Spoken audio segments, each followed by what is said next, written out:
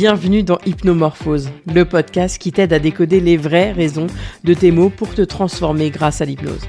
Alors installe-toi confortablement parce que tu es sur le point de débuter une aventure incroyable.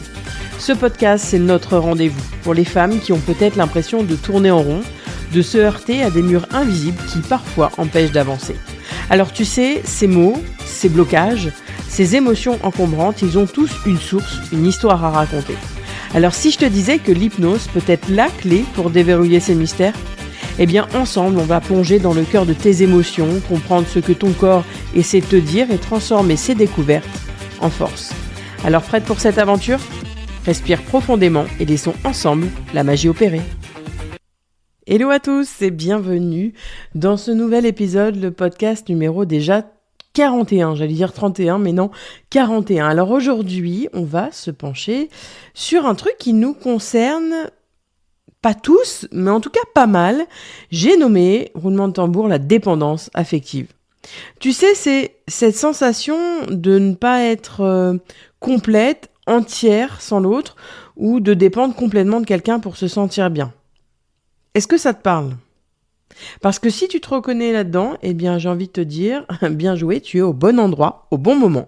Parce qu'on va décortiquer ensemble ce que c'est, comment on s'en rend compte, mais aussi d'aller chercher d'où ça vient et on va tordre le cou à quelques idées reçues.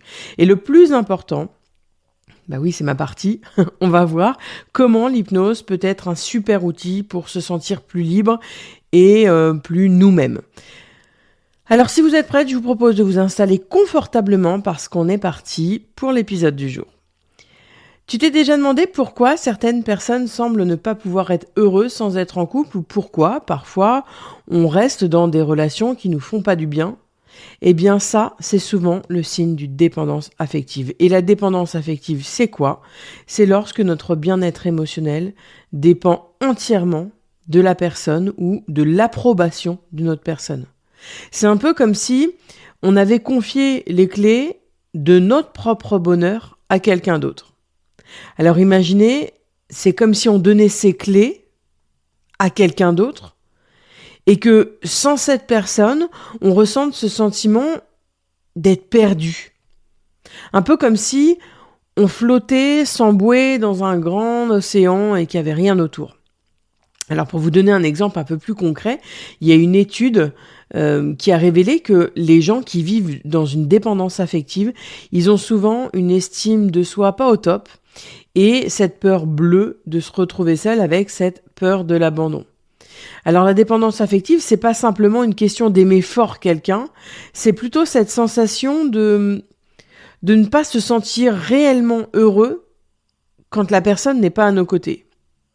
D'ailleurs, si on creuse un peu plus du côté psychologie, il y a Carl Jung, qui est un grand nom de la psycho, il disait que la dépendance affective, c'était comme un signe qu'on n'a pas encore réussi à trouver un équilibre entre ce qu'on est à l'intérieur et comment on vit nos relations. Et pour Jung, c'est un peu comme si on cherchait à l'extérieur ce qui nous manque à l'intérieur et ce qui va créer ce déséquilibre et qui va créer derrière la dépendance. Donc en gros, la dépendance affective, c'est cette tendance à se reposer entièrement sur quelqu'un d'autre pour notre propre bien-être. Comme si notre bonheur, c'était une plante qui poussait que dans le jardin de quelqu'un d'autre. C'est pas super pour se sentir libre et épanoui. Alors tu te demandes peut-être comment on peut vraiment savoir si on est dans cette spirale de la dépendance affective, parce que ça paraît un peu flou. Eh bien, je vais te donner quelques signes, certains signes qui vont peut-être te parler. Imagine, t'es du genre à laisser tomber dès que ton partenaire n'est pas là. Même si ça veut dire de mettre de côté tes propres besoins ou envies. Ou alors, dès qu'elle n'est pas là, tu te sens comme un puzzle. Tu sais, un puzzle auquel il manquerait une pièce. Tu te sens complètement vide ou même carrément paumé. Et quand il s'agit de prendre une décision, même pour les petites choses de la vie, c'est comme si tu n'avais pas de boussole interne. Tu vas chercher systématiquement le feu vert de ton partenaire avant de te lancer. Sur un nouveau projet, sur ce qu'on va manger ce soir ou ce qu'on va faire ce week-end. Des petits trucs comme des grands trucs. Alors si tu te reconnais déjà dans ces exemples, c'est un signal potentiel de dépendance affective. Mais attention, le but ici, c'est pas de se juger. C'est de reconnaître, c'est de mettre en avant, de mettre en lumière certains comportements pour permettre d'y voir plus clair. Ça montre peut-être qu'il y a un chemin à emprunter pour se retrouver soi-même, pour être entier plutôt que d'être la moitié de quelqu'un. Pour commencer à comprendre pourquoi on en est arrivé là et comment on peut reprendre les rênes de notre vie émotionnelle. Et c'est important de se dire que ces signes, c'est pas juste des traits de caractère. C'est des indices. C'est des petits cailloux sur notre chemin qui nous disent « Eh oh, peut-être que ton bonheur, tu peux le construire toi-même, non ? Avec tes propres mains, au lieu de le mettre dans les poches de quelqu'un d'autre. » Moi, je le vois vraiment comme le début d'un changement, d'une aventure vers beaucoup plus d'autonomie, vers une version qui est plus en accord avec nos valeurs, qui sait ce qu'elle veut et qui ne dépend pas d'une autre personne pour se sentir complète. Alors bien sûr, la dépendance affective, elle ne se limite pas seulement aux relations amoureuses. Elle peut s'immiscer dans différents aspects de notre vie, comme les amitiés, les relations familiales ou même au travail. Alors, juste pour reprendre des exemples dans le couple, tu peux avoir cette sensation de te sentir responsable du bonheur de ton partenaire ou bien d'oublier le tien. Tu as peur de dire ce que tu penses vraiment, de peur de le perdre. Tu peux te cacher aussi derrière les intérêts de ton partenaire en négligeant les tiens. Tu t'oublies. Entre amis, ça se manifeste comment ? Tu vas avoir du mal à dire non à tes amis, même quand tu n'as pas envie de faire quelque chose. Tu vas te sentir anxieuse à l'idée de passer du temps seule, donc tu vas chercher constamment la compagnie des autres. Tu vas demander ce qu'ils font ce week-end, tu vas demander si tu peux passer ce soir. Autre chose, tu bases ta valeur sur le nombre d'amis que tu as ou sur leur approbation. Plus tu as d'amis, mieux tu te sens. Au travail, tu peux avoir du mal à travailler seul et tu vas chercher constamment l'approbation de tes collègues ou de ton supérieur. Tu peux aussi avoir cette sensation de surinvestissement dans ton travail en te sacrifiant dans l'espoir de reconnaissance ou d'approbation pour qu'un jour on te remercie, qu'on dise que c'est grâce à toi, etc. Mais à contrario, tu as aussi peur de prendre des initiatives par crainte de ne pas être à la hauteur ou même de décevoir. Donc vraiment, tu laisses le travail aux autres parce que toi, tu as peur que si c'est pas bien fait, on te rejette, on t'abandonne. En famille, tu peux te sentir obligé de répondre à toutes les attentes de ta famille, même si ça va à l'encontre de tes désirs personnels. Tu peux te sentir coupable dès que tu prends du temps pour toi, loin de ta famille. Ou tu peux avoir du mal à établir des limites saines avec tes parents, tes frères et sœurs. Et tu vas te laisser emporter, submerger par leurs demandes ou même aux problèmes. En fait, tu vas prendre, mais toi, à aucun moment, tu vas te décharger. Et dans ces cas-là, tu vois, dans tous les cas que je t'ai dit, le fil conducteur, il est similaire. Pour résumer, c'est une tendance à mettre de côté ses propres besoins et désirs, ou bien de se concentrer sur ceux des autres dans cette quête d'approbation, d'affection, pour qu'on t'aime. Et cette dynamique, elle peut amener un sentiment de perte d'identité à cette dépendance émotionnelle qui va nous empêcher de vivre une vie pleinement équilibrée. Et reconnaître ce qu'on appelle des patterns dans différents aspects de notre vie, pour moi, c'est crucial. Pourquoi c'est crucial ? C'est pour entamer un chemin vers une plus grande autonomie émotionnelle et une meilleure estime de soi. C'est un petit peu comme un cercle vicieux, tout est relié.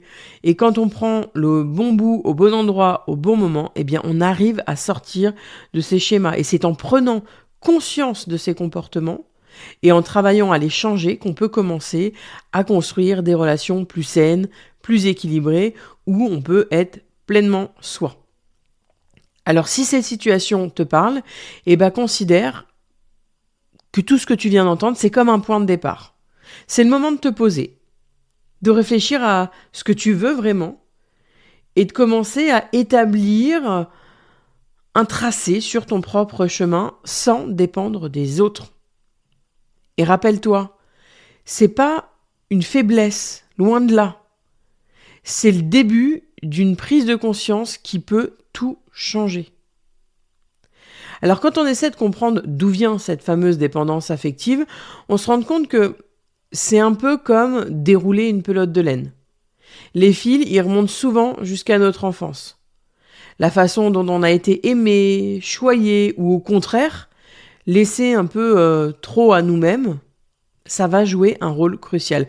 Et c'est là, dans ces premières années, que va se forger notre manière de voir les relations et l'amour que l'on a envers nous-mêmes et l'amour que l'on a envers les autres. Si par exemple, on a grandi dans un environnement où l'affection, elle était rationnée ou même conditionnée à certaines performances ou comportements, on va pouvoir commencer à croire que l'amour, c'est quelque chose qu'on doit mériter. Si tu fais assez, si tu fais bien les choses, si tu es dans le faire, on va t'aimer. Tu dois fournir un effort, tu dois travailler pour mériter d'être aimé.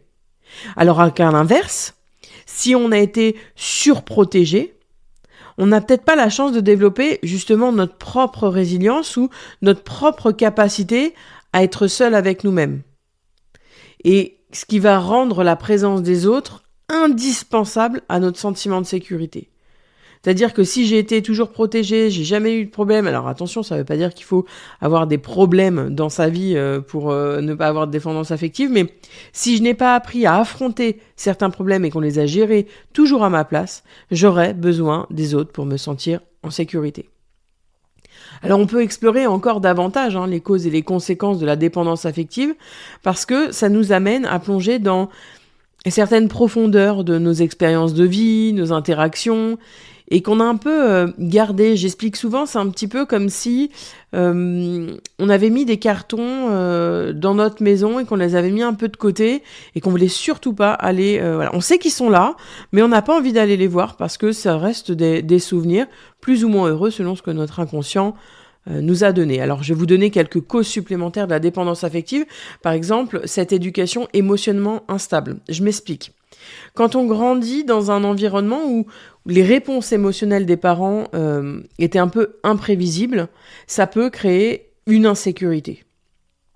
On peut devenir adulte en cherchant constamment à lire l'état émotionnel des autres, devenant hypersensible. Cette hypersensibilité-là, c'est voilà, je prends tout mal ou je porte beaucoup d'importance au regard des autres parce qu'en fait, quand j'étais plus jeune, un jour ma mère me prenait dans les bras et le lendemain elle pouvait totalement m'ignorer sans vraiment que je sache ce que j'ai fait. Et donc j'ai ce mécanisme de défense de toujours me remettre en question.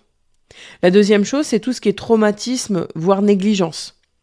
Ces expériences traumatisantes, ou même la négligence, durant l'enfance, ça peut nous emmener à cette faible estime de nous.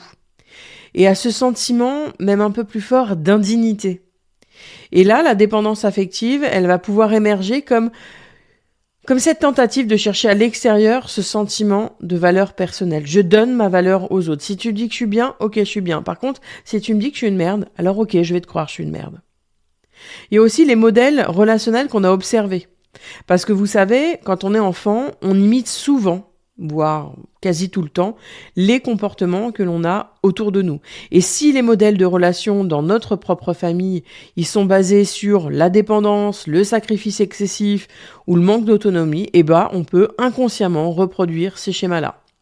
Alors si vous avez un de vos deux parents qui ne pouvait pas vivre l'un sans l'autre, ou qui a tout donné pour ses enfants, tout donné pour sa famille, tout donné pour son mari, il y a de grandes chances que par mimétisme, vous faisiez la même chose. Alors bien évidemment, on a cherché les causes, mais il y a aussi des conséquences. Et ces conséquences, elles peuvent chambouler profondément notre vie. C'est un peu comme si on construisait notre maison sur des sables mouvants. Et dès que la personne qui nous sert de pilier s'éloigne, tout semble s'effondrer. Et on peut se perdre au point de ne plus vraiment savoir qui on est vraiment sans l'autre. Et c'est là où on parle de perte d'identité. Cette perte d'identité fait qu'on peut se retrouver dans des relations toxiques ou qu'on accepte des comportements ou des situations qui ne font pas du bien, juste qu'on craint le vide ou même l'abandon. Et puis, il y a ce sentiment constant d'insatisfaction. Comme si peu importe la quantité d'amour ou d'attention qu'on reçoit, ça suffisait jamais. Ça, c'est épuisant pour soi, mais aussi pour les autres. Parce que les autres, ils savent jamais comment se comporter avec nous. Parce qu'on est toujours en quête de quelque chose. Quelque chose qui, on l'espère, va combler ce vide intérieur. Mais au final, la personne en face, elle sait jamais comment remplir ce vide intérieur et ça sert encore de cercle vicieux. Mais tant qu'on n'affronte pas les vraies raisons de cette dépendance, ce sentiment d'insatisfaction persiste. Et en creusant un peu, on peut découvrir que cette quête incessante de validation extérieure, c'est aussi une manière d'éviter de faire face à nos propres peurs, nos propres insécurités ou même à la douleur de certaines blessures. C'est un peu comme si on utilisait les autres comme bouclier, comme si on agissait contre nos propres démons intérieurs. Souvent, quand on a des soucis de poids, qu'on n'arrive pas à se séparer de poids qu'on a depuis des années, on peut être dans cette dépendance affective et dans ce rejet des autres par rapport à notre propre insécurité, par rapport à nos vieilles blessures. On peut parler aussi d'isolement social, parce qu'en se focalisant excessivement sur une personne ou quelques relations, on peut négliger d'autres amitiés ou même relations familiales. On va complètement les mettre de côté parce que un tel est bien, parce que un tel m'a dit que, parce que ceci, parce que cela. Souvent, quand on est dans la dépendance affective, on est vulnérable à la manipulation. La dépendance affective, ça peut nous rendre plus vulnérables à être manipulés ou même abusés. Car en fait, la peur de perdre cette relation, la peur d'être abandonné, la peur d'être rejeté, peut nous pousser à accepter des comportements inacceptables. Il peut y avoir aussi des problèmes de santé mentale, parce que cette dépendance, elle peut être à l'origine ou même aggraver des problèmes de santé comme l'anxiété, la dépression ou les troubles de l'image de soi. Car notre propre bien-être émotionnel, en fait, il est mis sur une base à être constamment lié à l'approbation et à la présence d'autrui. Je ne sais plus qui je suis, donc je ne sais plus où je vais, donc je ne sais plus d'où je viens, donc je suis en insécurité totale. Et lorsqu'on dépend fortement des autres pour notre équilibre émotionnel, on peut négliger notre propre croissance et développement. Ce qui fait que nos passions, nos hobbies, nos objectifs personnels, on va complètement les mettre de côté parce que on va vouloir faire avec l'autre. Je vais mettre à faire, du crossfit parce que mon copain en fait ou ma copine en fait et que concrètement, si je suis pas avec elle, je me sens mal alors que moi, j'ai pas du tout envie de faire crossfit, j'ai envie de faire de la danse. Voyez ? C'est mettre ses propres besoins en sourdine et là, le corps, bien évidemment, il parle. Et faire la lumière sur ces causes profondes et reconnaître les conséquences qu'elles ont sur notre vie, pour moi, c'est une étape essentielle pour commencer à guérir. Bien sûr, ça demande du courage, de la patience et parfois, souvent, l'aide d'un thérapeute, d'un professionnel, mais croyez-moi, le jeu en vaut la chandelle parce que retrouver son autonomie, c'est pour moi s'offrir la possibilité de relations beaucoup plus saines, beaucoup plus équilibrées et finalement, par chaîne à effet, une vie beaucoup plus épanouie. Alors, dans cette prochaine partie, je vais démêler le vrai du faux. On va déconstruire les mythes qu'il y a autour de la dépendance affective parce que ça me semble essentiel pour vraiment comprendre ce phénomène complexe et surtout aller vers ce chemin de guérison parce qu'on entend parfois des choses qui sont complètement erronées. On n'en veut pas à ces personnes, bien évidemment, mais il faut savoir une chose, c'est que parfois, l'inconscient fait des mauvaises associations, même toujours, et quand on entend ce genre de phrases, ça peut nuire à notre propre développement personnel. La première phrase qu'on entend souvent, c'est juste aimer quelqu'un trop fort. En fait, la réalité est que la dépendance affective, ça va bien au-delà d'un amour intense. Il s'agit moins d'amour que de besoin. C'est cette sensation que sans l'autre, on peut pas être complet, on peut pas être heureux. Et c'est pas tant l'affection ou l'amour partagé qui est en jeu, mais c'est cette quête d'assurance, de sécurité, comme je vous l'ai dit tout à l'heure. La deuxième phrase, c'est « cela concerne que les femmes ». C'est faux. C'est une idée reçue et c'est même dangereusement réductrice parce que la dépendance affective, je suis désolée de vous dire, mais elle touche tout le monde. Les hommes, tout comme les femmes, ils peuvent éprouver des difficultés à se sentir entiers, à se sentir satisfaits en dehors d'une relation. Et les stéréotypes du genre peuvent parfois rendre cette réalité moins visible chez les hommes, mais ça ne signifie pas qu'ils sont moins susceptibles. C'est bien la différence entre les hommes et les femmes. La troisième phrase, c'est une fatalité, on ne change pas. Non, faux. Je vous l'ai dit tout à l'heure, ce n'est pas votre personnalité. C'est un fonctionnement et une habitude qui demandent à être changée, sur laquelle on peut travailler, sur laquelle on peut évoluer. Alors, identifier et comprendre les besoins non comblés, qui sous-entendent cette dépendance, eh bien, je vous l'ai dit, c'est ce premier pas vers cette liberté émotionnelle. La 4e phrase, c'est un mécanisme de défense sans importance. Mais à partir de quand les mécanismes de défense sont sans importance ? Non. Minimiser son impact, c'est une erreur. Parce que ce comportement-là, quand voit votre corps, quand voit vos émotions, eh ben, ça répond à un besoin profond et qui est tellement ancien qu'il est essentiel de le travailler. Et ce besoin, c'est quoi ? C'est ce besoin de sécurité, d'amour et d'acceptation. Et comprendre que ce mécanisme est là, eh ben c'est comme une réponse à un vide ou une blessure. Je vous l'ai dit tout à l'heure. Donc on peut aller travailler dessus et c'est pas quelque chose à prendre à la légère parce que vous avez vu, ça impacte toute notre vie. Et c'est là que l'hypnose va entrer en jeu. Parce que l'hypnose se présente comme un outil puissant pour s'attaquer à la racine. Je vous l'ai dit, mon travail, c'est d'aller chercher à l'origine de la problématique. Elle va offrir une véritable transformation intérieure, un véritable changement profond en agissant à la fois sur ces vieux schémas, mais aussi sur toutes ces croyances limitantes que l'on a construites dans notre inconscient. Alors, l'hypnose va accompagner sur plusieurs choses, avec la reconnexion à soi, parce que c'est l'une des premières étapes pour surmonter la dépendance affective, c'est de se reconnecter à soi. Et l'hypnose va vous aider à vous reconnecter, à relier votre corps et votre esprit et à retrouver des sensations.